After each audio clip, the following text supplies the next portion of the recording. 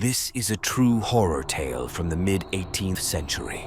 The individual who underwent the phenomenon never conveyed this reality.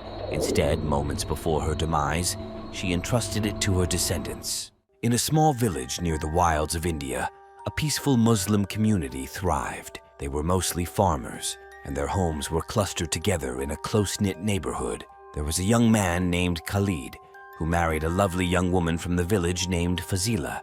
Khalid's house was quite small, containing only 2 rooms.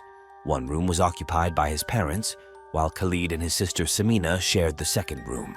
Recognizing the need for a separate space for himself and his new wife, Khalid realized that there was no available room in the neighboring houses. Consequently, he decided to construct his own small house on his ancestral property close to his farm. With the help of his friends and community members, he finally built a modest home and started living there with his wife.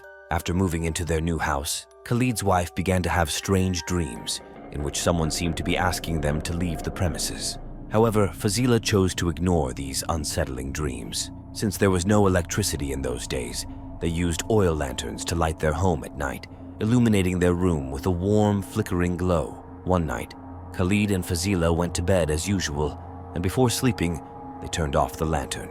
At midnight, they were startled awake by the strange sound of steel utensils clattering to the ground. In the darkness, they saw nothing, so they thought that as they had left the house door open for ventilation, a cat might have entered their house, causing the mess. So they lit the lantern with a match to investigate. To their surprise, they found everything on the rack in its place. Convinced it was just their imagination, they returned to sleep. However, Fazila had some weird feeling, and she continued to have unsettled dreams, urging them to leave the house. The next evening, Khalid informed Fazila that he needed to go to a nearby town to purchase supplies for their farm and would be away for 3 to 4 days. To ensure Fazila wasn't alone, he asked his sister Samina to stay with her during his absence. That night, Fazila and Samina spent some time talking before turning off the lantern and going to sleep. At midnight, they were again startled by the sound of steel utensils falling from the shelf. When they lit the lantern to check, they found everything in its place, heightening their suspicion that something supernatural might be present. After overcoming their initial fear, Fazila and Samina turned off the lantern and went back to sleep.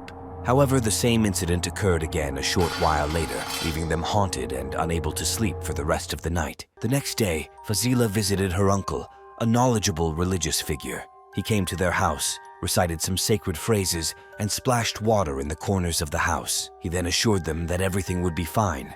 As usual, night fell and everything seemed peaceful, leading Fazila and Samina to believe that the supernatural entity haunting them had finally left. On the 3rd night, after talking for a while, they went to sleep as usual. However, at midnight, the same unsettling incident occurred again, causing Samina to scream in fear. Fazila quickly lit the lantern and, sensing the presence of something supernatural nearby, began to speak. "Whoever is doing this, talk to me. What do you want?" she called out. Determined to confront whatever was haunting them, she continued, "This is my house. What do you want from us?" The supernatural entity communicated with Fazila by revealing his presence blended into smoke and haze, mentioning in whispers that the location where they had built their house was its domain. Fazila, gathering her courage, responded, "If this is your place, it is also the place of my husband and me. Is it not possible for both of us to reside here peacefully, without harming each other?" After a few minutes of silence, the supernatural entity agreed, but on the condition that Fazila would never call her uncle again to ward them off from the house.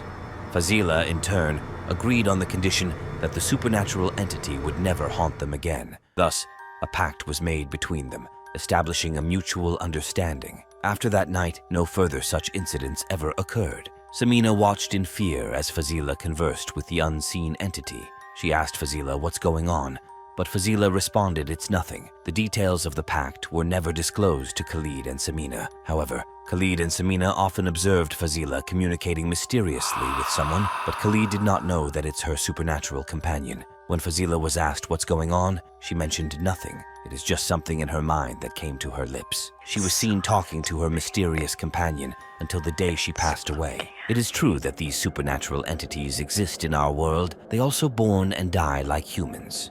However, some are benevolent, others are mischievous, and still others may be malevolent, but they do interact with humans. If you'd like to publish your true scary story on the Horror Vault, please don't hesitate to reach out to us.